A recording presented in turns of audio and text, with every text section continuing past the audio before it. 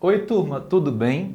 Eu sou o professor Adeblan e na nossa aula de geografia de hoje nós vamos conhecer as regiões do Brasil.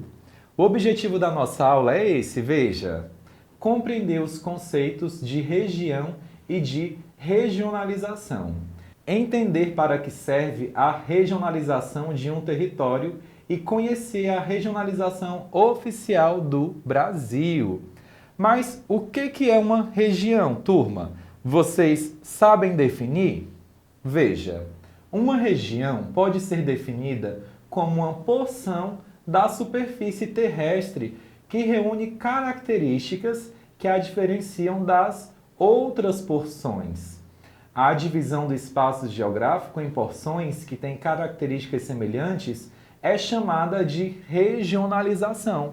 Observa, quantas regiões nós temos no Brasil? 5 regiões. Então, essas regiões elas foram divididas por quê? Porque elas se assemelham, elas se parecem. Pode ser o clima, a vegetação, o tipo de território, pode ser também as atividades econômicas, enfim, né? Elas são porções parecidas e por isso elas foram divididas: Norte, Nordeste, Centro-Oeste, Sudeste e o Sul. Olha só, aí você pergunta assim: professor, mas quem foi que dividiu o Brasil em regiões? Quem dividiu o Brasil em regiões, turma, foi o IBGE, Instituto Brasileiro de Geografia e Estatística. E foi ele que dividiu o Brasil em 5 regiões: Norte, Nordeste, Centro-Oeste, Sudeste e o Sul. Cada uma dessas regiões é composta de unidades federativas, que são os estados, e elas se assemelham, se parecem, seja a vegetação, seja o clima, sejam as atividades econômicas, elas são parecidas e por isso estão dentro daquela região, tá bom? A divisão regional feita pelo IBGE é a regionalização oficial do Brasil. Assim, todos os órgãos governamentais devem utilizá-la nas atividades de planejamento e aplicação dos recursos públicos. Olha, quando o presidente do Brasil, o governador do estado, quer fazer algum investimento, ele pensa. Um exemplo, vamos dizer que o presidente do Brasil quer investir em energia eólica, a energia dos ventos. Onde que ele vai investir? Em regiões onde possuem muito vento. Um exemplo, ele pode investir no Maranhão, na região dos Lençóis Maranhenses, tá? Por quê? Porque é uma região que nunca para de ter vento. Entendeu? Então, os governos eles usam todas essas informações na hora de fazer seus investimentos, na hora de fazer obras de saneamento básico, em propor a criação de indústrias, tá? Eles levam em consideração todas as características dessas regiões. Tá vendo como é importante?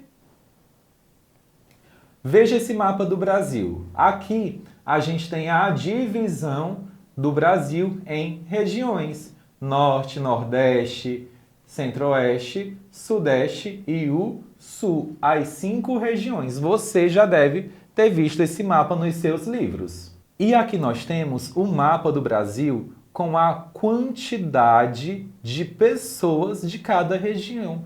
No Nordeste, por exemplo, nós temos mais de 54 milhões de habitantes. Sudeste, mais de 84 milhões.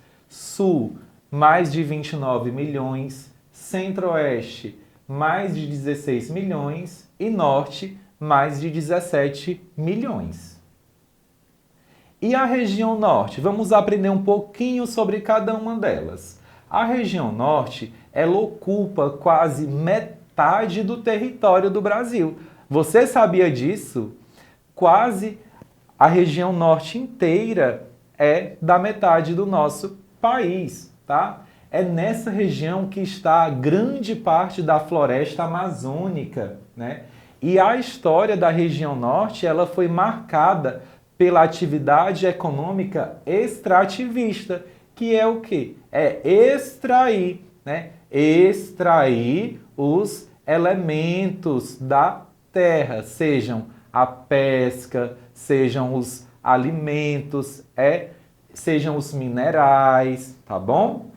Atualmente ocorre nessa região uma expansão das atividades agrícolas e também na região norte a população ela está distribuída de forma irregular. Por quê? Você tem cidades, áreas que possuem grande quantidade de pessoas, mas como lá tem muitas florestas, naquelas áreas não moram pessoas.